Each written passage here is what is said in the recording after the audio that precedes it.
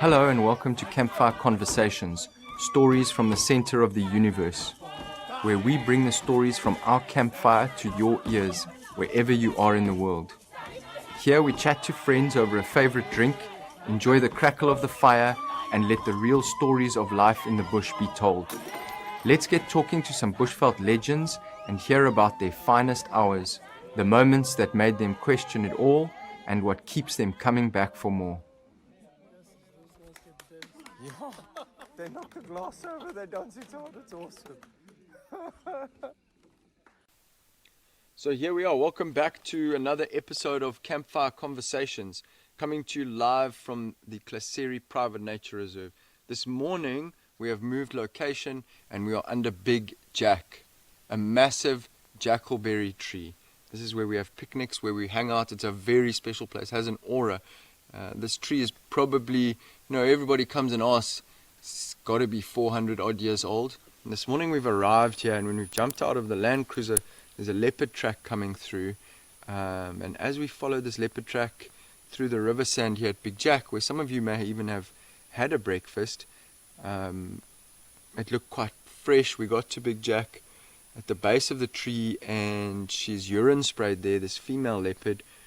And the urine is still dripping off the leaves. It's very, very fresh.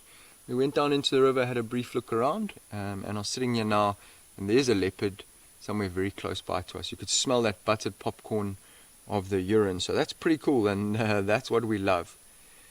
Anyway, on to more important things. Here we are. I have two guests this evening who this morning share a history in the bush. In fact, this very bush, the Klaserie, the Greater Kruger. Both are linked forever to the Lowveld, having spent the vast majority of their lives on these game trails, tracking in these riverbeds, sleeping under these stars, and telling stories around campfires. Finally, we have them here together to tell us a story or two about their eventful lives around this campfire, and we are so happy to put it on record to share with the world. It is a pleasure to introduce you to today's guests, both of whom you might know by their legendary reputations. And one you will know already from this podcast. John Dixon is a repeat offender, and we couldn't be happier to have him back for round 2. Troy Meeser is our neighbour here in Klaserie and a Campfire Conversations virgin. And all three of us are actually connected through Transfrontiers Wildlife Walking Safaris, which Troy's parents, Judy and Bruce, started and operated in the Greater Kruger in the 90s and early 2000s. It's actually crazy. We've got some mad symmetry. Troy, JD and I, kind of 3 different, not generations, but periods apart, all doing the same thing along the same path. It's pretty awesome and actually mad, the 3 of us all here this weekend together. It's a blast, hey? Yeah, it's special. It really is. So, yeah, cool to have you guys here. Here we are under Big Jack, hey? Thanks for having us. Oh, thanks, Rich. And TC, good to see you too. Yeah, good to see you too. We've been missing you up in Bots for a little while. Yeah, that was quite an epic 5 months. Yeah. In the insane Mopane, the Mopani, very rare trees, hardly see any. But it was hectic. Yeah, heavy rains, biggest rains since 2016. Wow. Roads were rivers, massive delays and challenges. But yeah, it was good fun. Fantastic. Yeah, it's been a good season all around. So JD's JD was actually here at Tulela 4.5 months ago, helping us on the project, and is here now.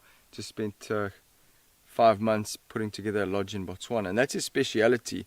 Some of you would have seen the steamy picture on Instagram that we had yesterday, and actually our great friend Mark Riddle wrote in and he said, JD, whispers in the sands are that khaki fever was at its peak in the 80s. Is this coincidence? I think not. Mala rules, we used to call it, eh? Correct. That picture, if you haven't seen this picture of JD, you need to go check it out.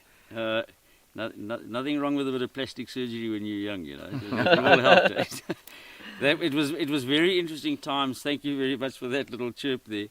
But yeah, very interesting times with very tight shorts and long blonde hair and beads and bangles and the whole show, It was trying to look handsome. You were telling us last night you actually know somebody who did a game drive with no shirt on. Yeah, that was me. Funny that, awesome. Yeah, exactly. Really. Just some background for those of you who don't know JD. He calls himself a 1960s model, and like a fine wine, he really does get better with age. His life and experiences among wildlife in the bush have both aged him and kept him young. Natal-born, formative years in Zimbabwe, then Matabeleland. In 1979, he was working in the Sabi Sands around the formation of the original Sabi, simultaneously also on farming projects and doing military service. Professionally involved in safari guiding, elephant and leopard research projects, game capture, wildlife filming, and photographic work. And he sings, a talent we were lucky enough to witness over the last few days more than once, as well as previously on this podcast. He's worked in the Sabi Sands, Timbavati, Klaserie, Manyeleti, the Waterberg, Luangwa in Zambia, Botswana, Mozambique, Zimbabwe, and even Nigeria. JD has a theory that Franklins always move out of the way of a moving vehicle. We have an audience member and previous podcast guest, Kevin Mack, who would like to know, have you ever been proved wrong on this theory? Several times. Thank you for that question. Yeah, just as always when you think you know something, it proves you completely wrong. So there was a couple of Franklins that ended up volunteering for the three-legged bot. That's hilarious. Just while we're on it, Mark Riddle, main man, best tracker of the rollers, he said, "Why were you half a minute faster than Hawley to chamber when that pissed lion charged? That Maposa with one eye." Yeah, wasn't that an epic little encounter? Yeah. Do you remember that? Eh? Yeah. Yeah, I think it was because I shat myself. JD was so fast, man. Yeah. No, it was an epic encounter. It stands out firmly in my memory and mind as one of the finest little encounters in all aspects. And I'm pretty sure that it'll remain firmly in my heart and mind for a long time. Everyone was there. Firmly in your heart and in the Andes. Yeah, and in the little brown stuff. Yeah, exactly. It was hectic. Some brown adrenaline there. But JD chambered that weapon from the back of the line. I still didn't even know what was in the bush. Well, I actually thought it was a hippo, but it was a male lion, man. They were a mating pair in this bush. We'd gone past them, surrounded by water on both sides. Walked into quite a thick area looking for a bird, orange-breasted bushshrike, which was So you guys calling. were birding, So, eh? yeah, like hard. And I was in the front of the line.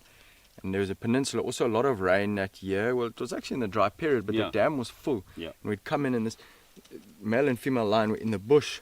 So we'd actually gone past them. Right past them. And when we're coming back, now they're like, why are these guys coming back past? Because we'd got to water. Man, this bush erupted. I thought it was a hippo coming out of it. I didn't even know what was going on. JD had a weapon pointed. Yeah. Yes. Man, we were pumped afterwards. Yeah, it was a big adrenaline rush. Gets those knees trembling. Yeah, big Exciting time. stuff. No, it is. So it let me is. introduce TC while he's here.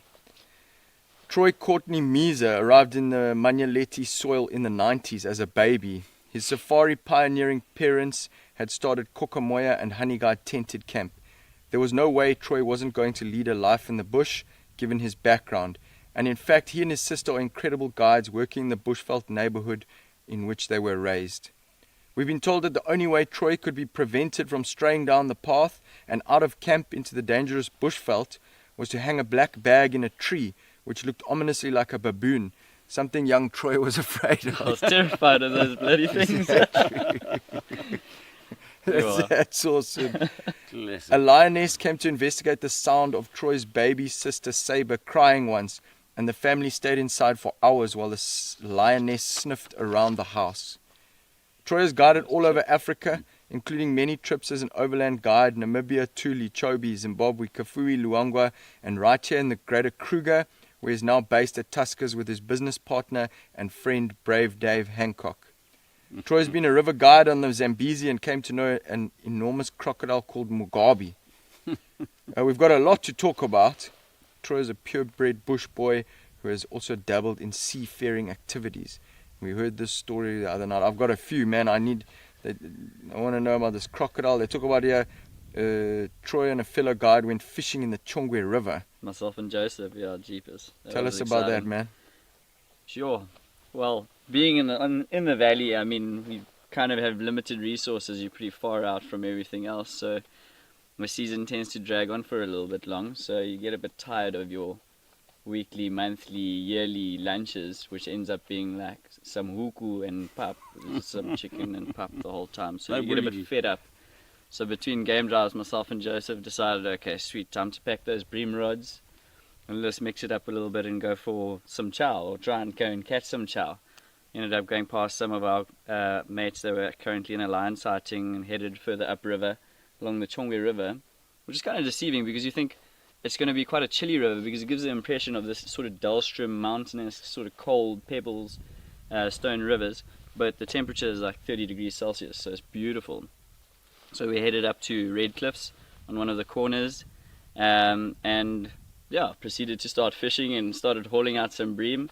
And as per usual, the place is flooded with ellies, so and the river is just completely packed with crocs and hippos. So we found a nice high bank where we thought we were pretty safe. Parked the vehicle on the other side, walked across the shallow section, and then I found a nice little spot to fish. And as usual, breeding herd of ellies came down about 30-40 meters away from us, upriver of us. Had a drink there, didn't really think too much of it. It was pretty much the usual business going on. And so they decided, okay, they puzzled water and then did a bit of a nice U-turn around us into the Jess bush. So we carried on fishing, and then next thing we know, we see this little pickaninny coming over the horizon and coming down to drink. Obviously he had broken away from the herd a little, and playing a bit of catch up, came down to the water, saw us, got a bit curious, proceeded to come a bit closer, and Mom walked over the horizon, checked us with baby in between, and decided, okay, sweet, you guys, you're gonna get it. Hectic. Vocalized, and then just dropped the head and came straight for us. And Joseph chucked his tackle box at it.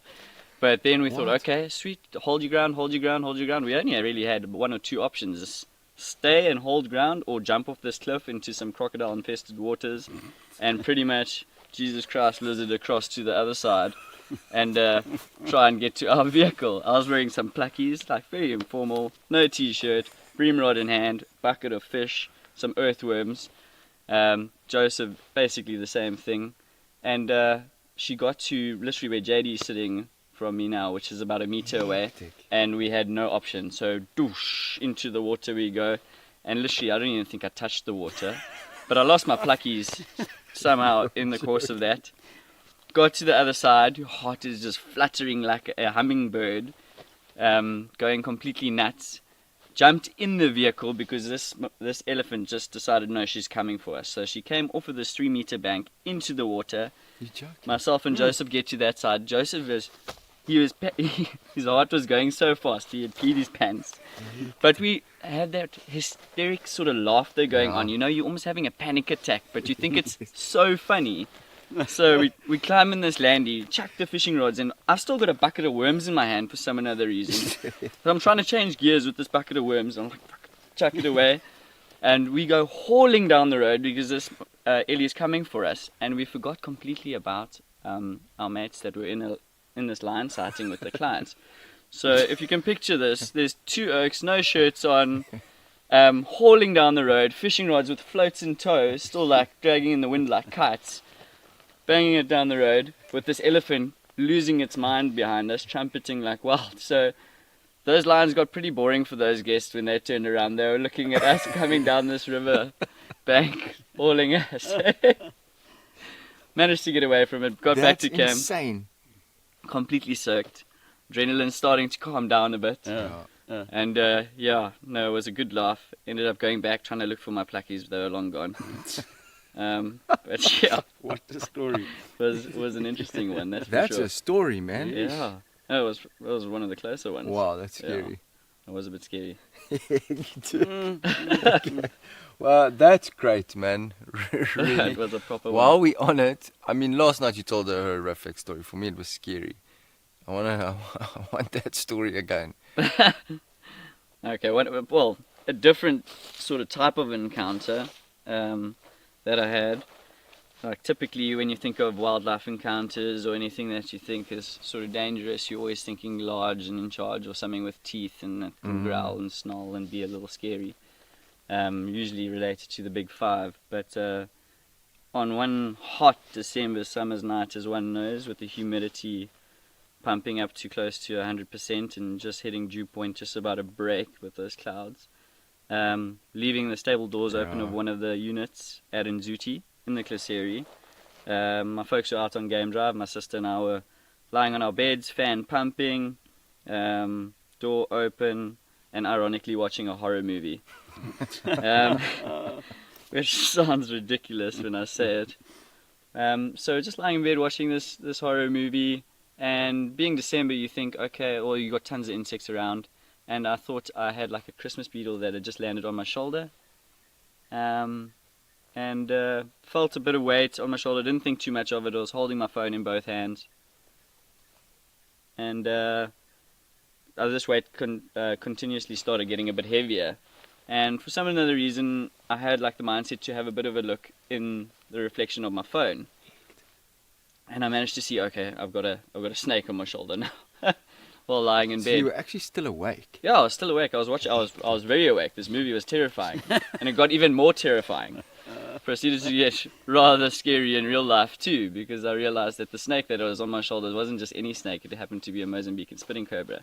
But I only realized that once it came over my shoulder onto my chest and then onto my cheekbone, where I had a bit of peripheral vision and managed to see a bit of the face of the snake, as well as using my phone. And thanks to Garth Edwards and many of the guides back in the early days working through wildlife encounters, I had been educated quite well in snakes and snake handling and what to do in those situations. But naturally my body just froze, and my sister's bed was only about 30 centimeters away from me, so I didn't want to panic, and luckily I didn't, and it managed, slid off of me and then dropped between the two beds, and I basically levitated into the bathroom. Holy shit. And then just stood there, and my sister was looking at me like I'm a freak, because she's, what's going on? But she's wearing earphones, so I was just staring at her. Well, she thought I was staring at her, but I was actually looking at the snake on my pillow, which was very close to her, so I didn't say anything, but then luckily it dropped back down again, and I just grabbed her by the legs, ripped her off the bed, laptop went flying, and she proceeded to stand up and then punch me in the shoulder a couple times, going, what the hell? I turned her around and showed her what was lying on our pillow, and then she understood. And then my folks had just about pulled into the driveway. I walked outside, obviously being in bed, I didn't have any shoes on, walked outside and I missed a parabuthus by about 10 centimeters, and I was like, sure, okay, tonight's a bit hectic. Things are going off here. A parabuthus is a deadly scorpion. Yeah. Yeah. Yeah, it would have been a very unpleasant evening for me in many ways. But yeah, I also thought, okay, I've gotten away with death about twice in one evening. Got both of these dangerous creatures, one inside, one just outside, and just let the snake go, hey? Let it make its way through the bedroom. It probably hung around for about another 15 minutes and worked its way along the walls, and out the door it went. Yeah. I think karma played its part. Luckily, I'm still here. Yeah. Jeez, Mozambique spitting cobra on your cheek. Yeah. There's probably some people who will think about that when they go to bed after listening to this. So. Yeah, sleep well, guys. If you don't like snakes, it's too late now. Yeah, sorry for you. Oh dear. That is crazy. Yeah, it's a hectic story, man. Jeez, it's horrific. Okay, while we got you going, tell us about this doomed trip from Seychelles to Perth. Oh, geez, like, that's another one. I just sound like I've got horror stories the whole time. Yeah. Yes. Well, okay. Well, I think, when did it kick off? I'd worked in Mozambique just after school, about 2010, finished matric, worked in Mozambique in a little Portuguese restaurant for a while, came back home after about a year, and just, well, when I was at school, I really wanted to go fishing and be on the ocean. I loved the ocean. It was either the bush or beach for me. And decided that I wanted to pursue a bit of a yachting career. Did my yachting course at PYT in Durban. And then literally 2 days after completing the course, one of my folks, well, my dad's old rangers, called me up and said, well, I've got this ocean charter that we need to do, delivery of a little 45-foot catamaran. Can you meet me? And I was like, sweet, let's do this. Sure. Met him Sort in of waiting for Pretoria. He said, okay, sweet, we're delivering this yacht from the Seychelles to, I think it was Cairns or Perth, something like that, in Aussie. Landed in the Seychelles. It was blisteringly hot and humid. It was crazy. You stepped out the plane and you were just sweating. Got to the yacht. The guys that were supposed to be looking after the yacht and taking charters ended up turning it into basically a workshop. and literally had a whole bunch of refrigerators on the teak deck. So they got fired. And we got sent there to clean up the yacht and get it ready and prepped for taking it across on this ocean journey.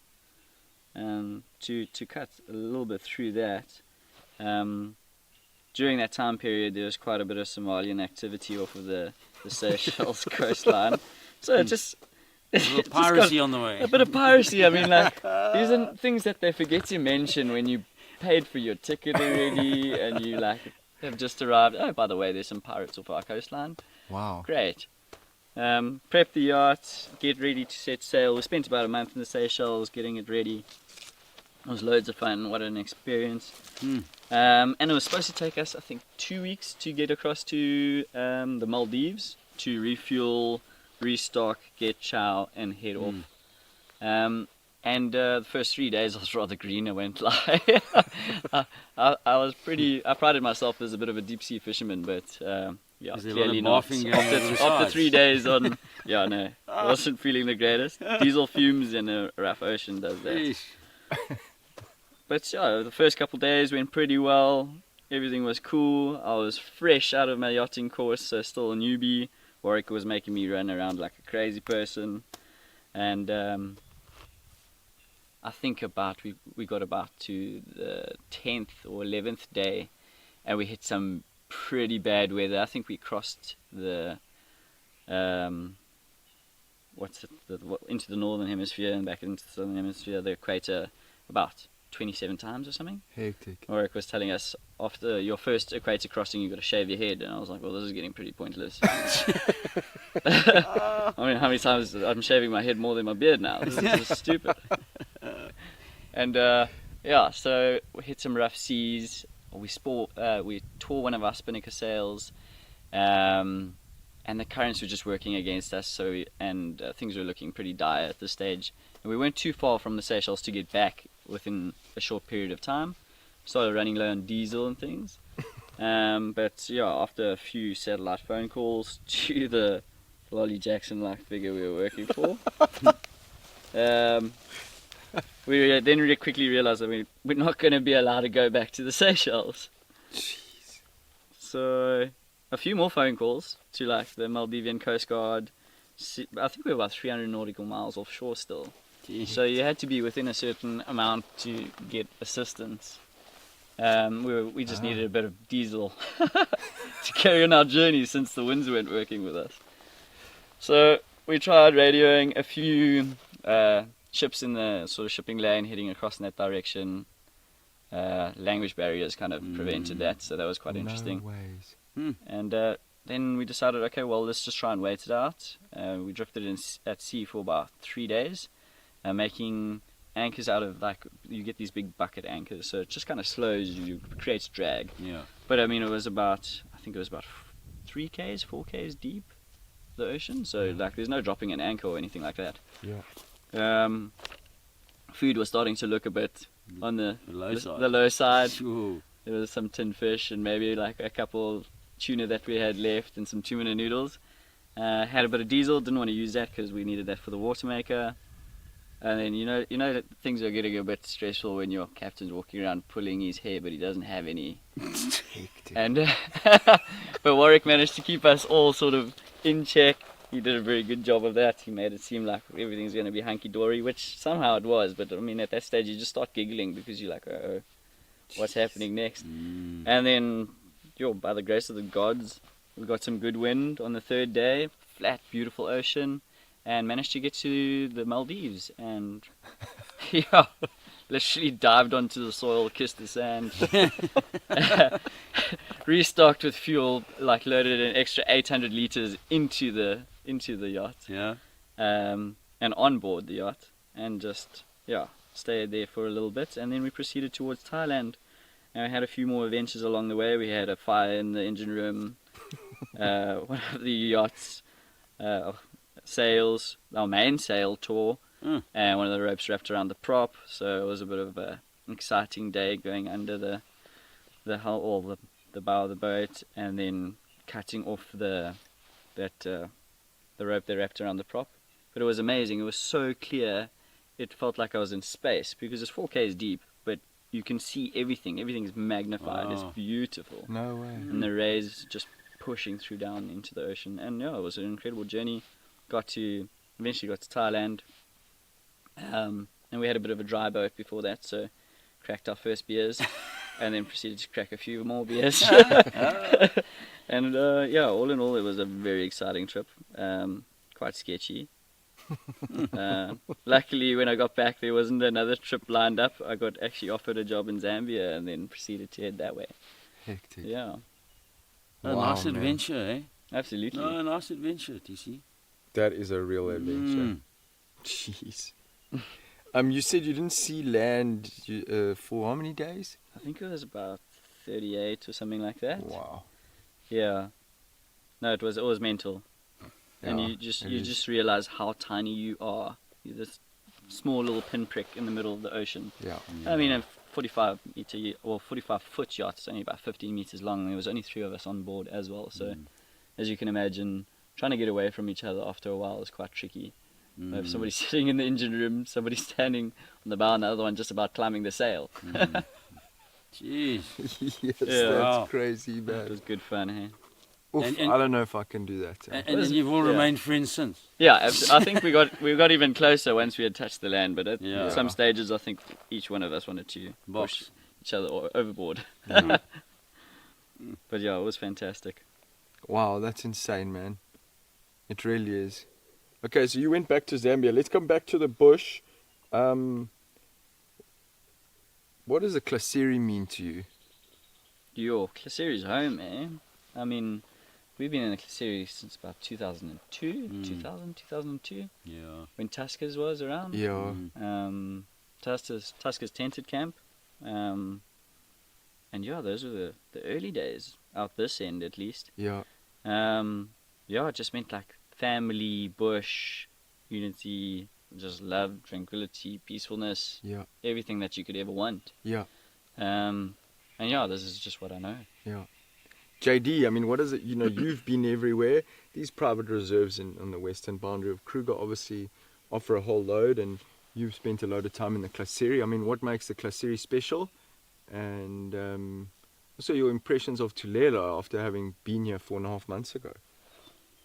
Yeah, interesting question that, Brett. I mean, you know, obviously for me, Klaserie, like every other reserve and region and wilderness area, every place has its own special place of magic, if you like, you understand. So I have some tremendously fond memories of the most amazing animal sightings and wildlife encounters and sightings here in the Klaserie.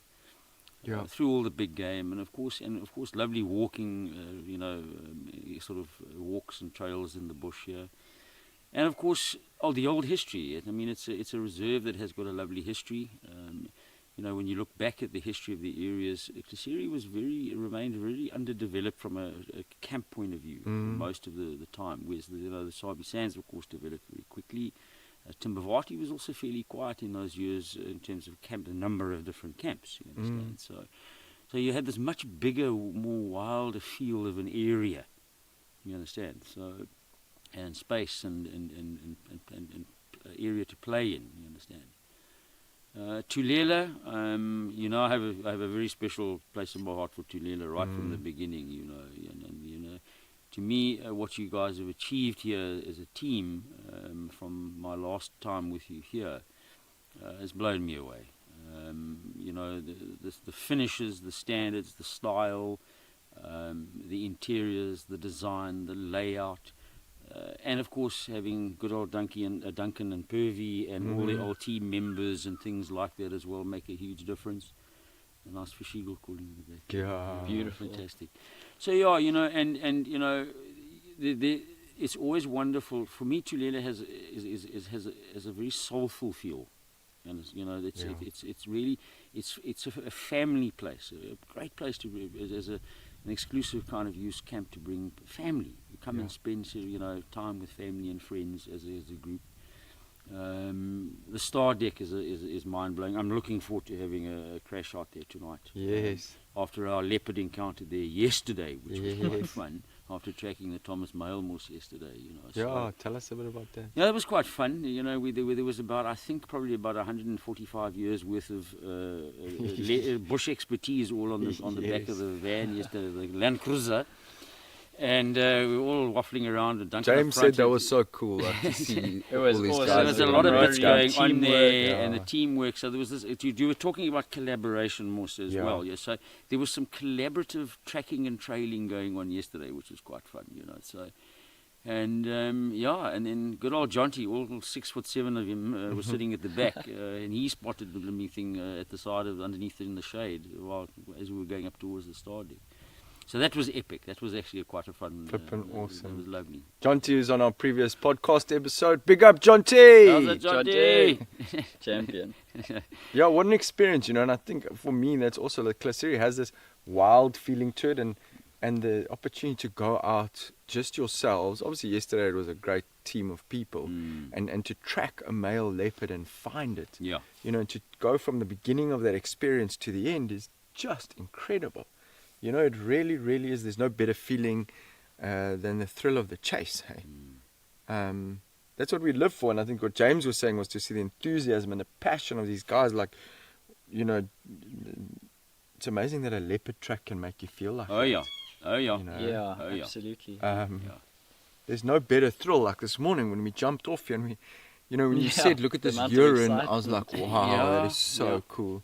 There's also a lot of crocodile tracks behind us from during the night. He's come out of this big dam and been along the edge. We found the feces, which was interesting to see. And I don't know, he was digging there. I don't know what he's It did after look like it was underneath. digging, yeah. Anyway, very interesting. I've got at that game ranger guy, the most beautiful guide in the Klaserie. Although that's not saying much.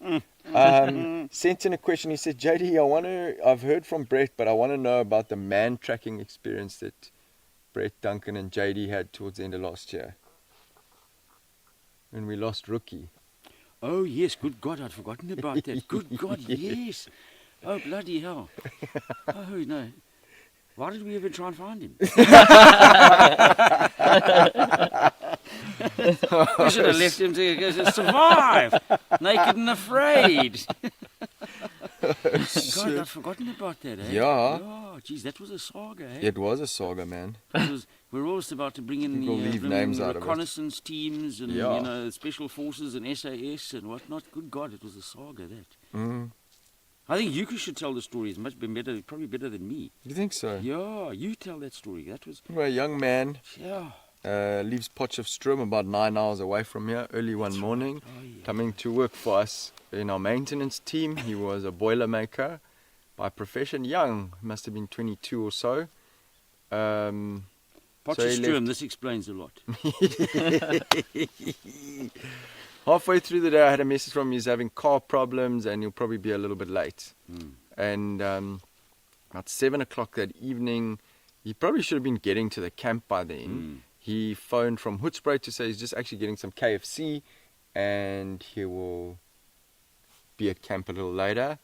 And we were working very hard at that time, man. It's a Yeah. young man. I thought he can look after himself.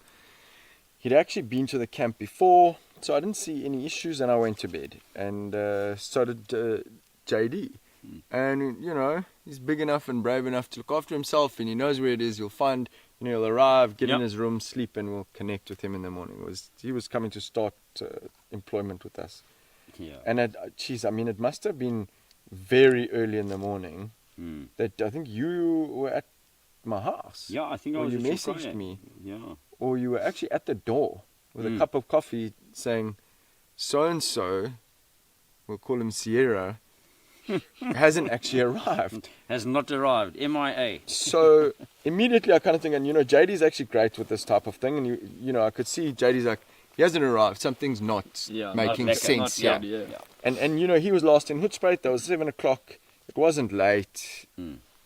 So we immediately started moving, okay, he hasn't arrived. So I jump in my car and I drive out towards the main access road. And I said to JD, I don't know, I said to Marianda, you do this, and JD, you do this, get Duncan and a first aid kit, and let's see if we can find this guy. Maybe he's just gotten Sleeping stuck on the road, or- side of the road. Yeah. Yep. Phoning the gate of the reserve to see if he's come through. I drive up towards the main tar road, the Argyle Road, and I don't see any sign. When I'm coming back now towards the camp and radioing JD, then I find this vehicle track gone off the main access road, done a U, and then crossed over the main route into our camp on a very random dirt road and gone onto another farm. And immediately then I'm like, okay, JD, you and Duncan need to come. Now I'm actually tracking this car. Yeah. I don't know how long this story needs to be. I'm now scooting behind the tracks of this car. I can see the thin tires of this little car. Mm-hmm. And I get on to Mufula. Now we're on Mufula. Yep. So Sure, it's already red alert. Yeah, I know. So there's And like I one drive property across. 10, 15 minutes, but fast and hard. Yeah. And I've come down into a drainage line. There's this car in the drainage line stuck. So I stop on top. There's this car, and then I can see logs, and this car's properly stuck. There's a shoe on top of the roof. That's right. So I immediately stop my car. It's even still running, and I get down there, no guy, Aziko is no gone. Sierra. But Shoe on top of the roof. yeah, like that's all I see Yeah, from here. it's got No, to and then run there's in. like a bag on the That's side. The windows are all closed, and the car's Ay, ay, locked. And there's footprints everywhere, and the car's stuck. He's trying to get the car out. So there's like Yeah. shoes underneath the tires. There's logs. There's branches. But it's a 1.4 Kia or something. It was a cock little car. Yeah, correct, I yeah. think it was like red. The Yeah. bumpers like pulled off at Graunched the back. off, yeah. Oh, sure, but sure. So now I'm like, okay, JD, I found the The car, motor, yeah. but there's no human. Now we're probably looking at about 7 o'clock. JD and Duncan arrive, and water and Medical kit. first and- aid kit and the Land Cruiser. Now, his car, I've actually gone up trying to start tracking footprints. Yeah. In hindsight, in the middle of the night, he'd try to get cell phone signal. So he'd walked a bit up out of the dry riverbed to try to get cell phone signal. At that stage, he had no shoes on. Then he'd come back. Then he'd gone again to go get signal. So then there's a track going that Yep. way. Then there's a set of tracks with shoes on, and they're going. Now we don't know Which what are set we you've trying to got. look for Yeah. here. And there's Yep. shoes underneath the tires. There's another shoe on the roof. Like we're literally not too sure what's going on. Obviously, we're always thinking the worst. And as each 5 minutes goes by, you're starting to more think the worst. Yep. More Yeah. think, okay, He's he's been been flattened eaten by a somewhere. lion. Yeah. He's got totally lost. Sure. We're not going to find him. He's been trampled by an elephant. It's a bit hectic. He's Yeah. Then we're like, okay, we need to start notifying people, the landowner whose land we on. Correct. I actually walked to the closest camp to say, hey, we're on your farm. We're tracking a staff member. We can't find this guy. The car was blocking the dry riverbed, so where we eventually saw the tracks going out, we couldn't get the car through. That's We had correct. to go around on another road because we couldn't get through in the direction where his tracks were going because his car was stuck in the way. And lekker stuk. Yes, so then JD is driving, Duncan's on the front, and we are now tracking human tracks, and we're going, man. Luckily, a lot of the time he was walking along roads, but we're tracking human footprints. He was wearing big Doc Martens, and Duncan would go, and then we'd go into the bush, then we'd go, come back to Duncan, to a junction, find his tracks. The three of us, man, but now you So Pushing, Jenny eh? Fumba, hey? Pushing, yeah. far, Covered some buddy. ground. 3 or 4 Ks. Jeepers, We found okay. him towards 8 o'clock, eh? Really? So I got stuck there 9 o'clock at night, tried to get himself out, slept inside the car, got attacked by mosquitoes. Sun started coming up. He thought he was very close to the camp. He was totally disoriented. Yeah, He was yeah, nowhere for sure. near the Yes. camp. Yeah. Nowhere near. No, that's When the not sun close. came up, he started walking. And he'd actually eventually got cell phone signal and got a message to Marianda, which in Afrikaans said, ek het. He wanted to say, ek het sein gekry, S-Y-N, which means I've got signal. Yeah. And autocorrect on his phone changed S-Y-N to S-N-Y, snay. So the message said, ek het snay gekry. So I've got a cut. Yeah, so we Yeah. thought he's now wounded. The message Yeah. we'd got, the only message we only had now message. at like 7 a.m. and Marianda's telling me this on the radio is, Autocorrect, Sierra has sent dangerous. me a message saying, I've got a cut. Yeah. Now I'm like, Now you're oh, panicking a man. bit. No, Now we've got trouble. One, I'm like, okay, the oak's alive, but Yeah, he's bleeding. the, He's got a the cut. drama's got worse. I actually wanted to say I've got signal. Anyway, he'd climbed a tree. There was actually a guy who drove past in a bakkie. And he was like running towards the road, waving and waving. And this gentleman came past and he didn't see him. Oh, sure. We then passed this gentleman on the road and like, we're looking for a person. Have you seen anything? He's like, no. So we actually then were like, okay, well, cool, he's he's not not down down that that road. Yeah. area. Yes, we're driving, we're tracking, the tracks come back. Now we're going back down that road. And it was JD. He just said, what's that in the road? What's that in the road? And there was Sierra, man. waving. The happiest he's ever been. No, and me also happy, man. Yeah, all of no, us for were- sure. I'm sure you I've guys must lost have been. this human in the game reserve, and I don't know what we're gonna find. It's Yep. nerve-wracking, eh? Oh man, he was a bit white in the face. We gave He him was some looking water. very bleak. He didn't have much to Same, say. yeah. He probably didn't It's dose a very little bit well either. dirty, confused. Obviously, JD and I said, okay, let's just give this guy some time to acclimatize before we bollock him. Before we give him a siding.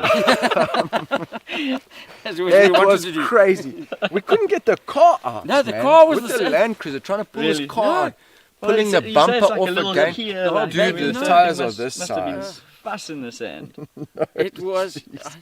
That was a That was one saga. of our first memories, mate. It got Yeah. actually quite crazy in the end. The story continues. It's pretty not for this cool, I mean. podcast. Like, I literally don't talk about Not cool. Yeah. It's cool that you Um, found him. it. The next part of the story 2 weeks later, but Yeah. this was, so we lost and found. But I mean, how's that as an intro Sierra. into the area? First night in the bush, Yeah, he slept in I his mean- car, stuck in the middle I'm of nowhere pretty with sure no comms. I'm pretty he's sure never gonna Sierra's forget that. stories got bigger and bigger over the wild, with everyone with a bit of brandewyn at Potchefstroom. Of course, yeah. Exactly. It's like a fisherman's Ek het tale. vir daai manne gesê hoe dit gaan Yes, werk. Yeah, we man-tracked this out for 3 or 4 k's That in the was middle a- of the bush. Well, at that's speed, brilliant. eh? Props to you, actually. Yeah. That's hectic. Jeez, that was a story, eh? Thank God we got him alive. Thank goodness. Absolutely, yeah. yeah. Jeez.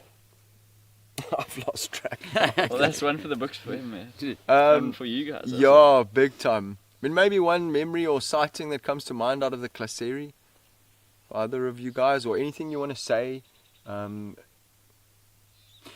I think for me, we were just to pick up where we were talking about what the Klaserie means and all the rest of it a bit earlier, The one thing that's really kind of stood out for me over the years here is how well the Klaserie team under its management and leadership has done with guys like Colin Rolls and the teams. Absolutely.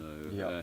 And tremendously professional and good men and good women and top teams, and how, as always, even amongst the landowners and stuff, the cooperation and the work that's taken place, particularly in things in terms of anti-poaching, for example, in the APU work and follow-ups and work in terms of conservation.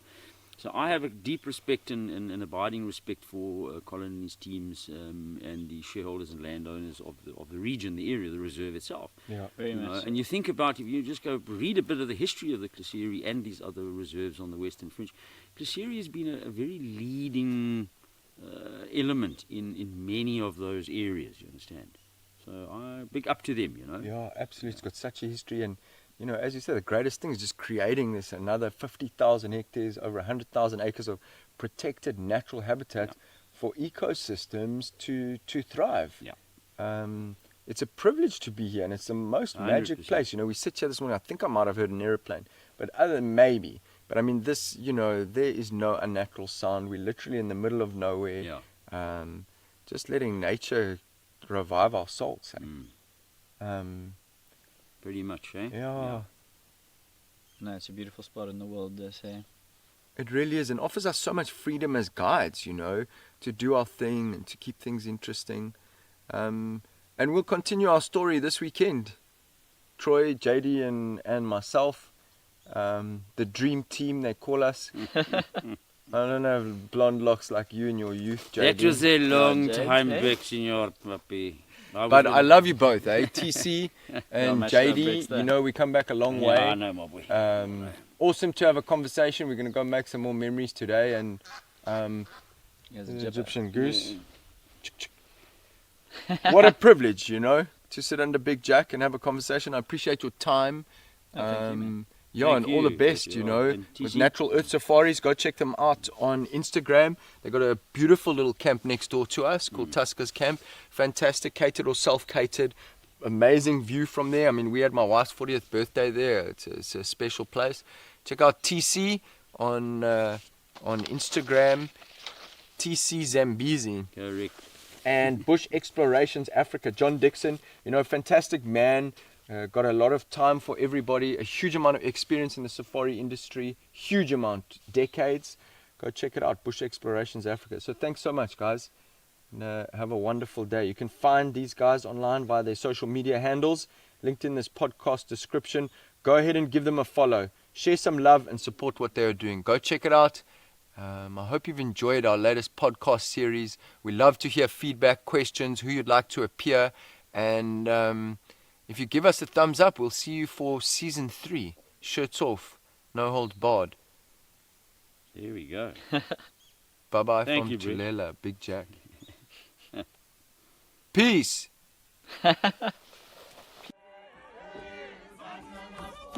Thank you for joining us. You can find today's guests online via their social media handles linked in this podcast description. Go ahead and give them a follow, share some love, and show some support for what they are doing. We welcome your questions and comments and encourage you to let us know what you're thinking. Who do you want to meet around our campfire, and what burning questions do you have for these bush legends? Find us on social media via the links in the description, and tune in to watch our podcast recordings from around the campfire on our YouTube playlist. Yeah, they knock a glass over, they dance it hard, it's awesome.